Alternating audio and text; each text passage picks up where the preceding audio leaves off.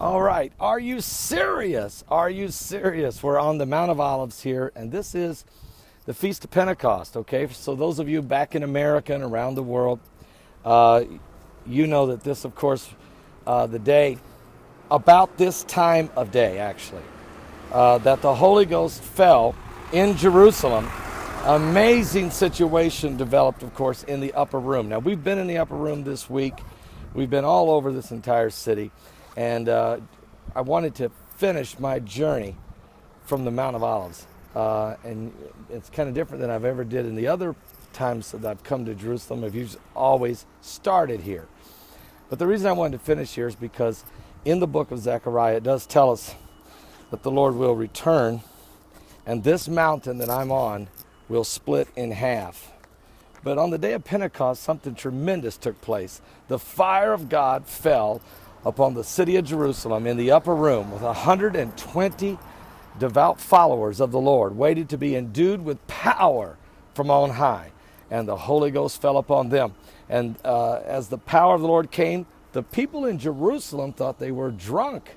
You know, they said, what is this going on up there in that room? These people, what are they doing?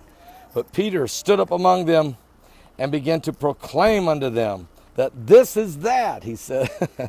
This is that the prophet Joel had talked about. Matter of fact, here's some of the words he said to them. It says that Peter stood up among them and began to say to them, also with the 11, and he lifted up his voice and he said unto them, Ye men of Judea, and all ye that dwell at Jerusalem, be this known unto you, and hearken to my words, for these are not drunken as you suppose, seeing this is but the third hour of the day. But this is that which was spoken by the prophet Joel.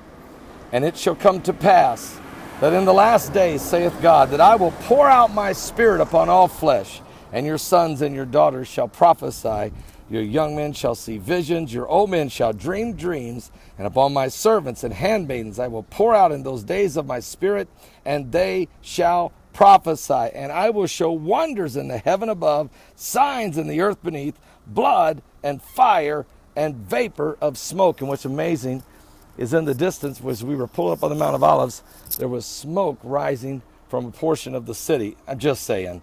And then it goes on to say, he goes on to say, and I will show wonders in the heavens, okay? The sun shall be darkened, the sun shall be turned into darkness, and the moon into blood, before the great and notable day of the Lord come. And it shall come to pass that whosoever calleth upon the name of the Lord shall be saved. So we're here in Jerusalem, and we're on the Mount of Olives. You're looking at the old city, and it's an incredible, incredible sight, as it always is. Every time you come here, you imagine Jesus being here.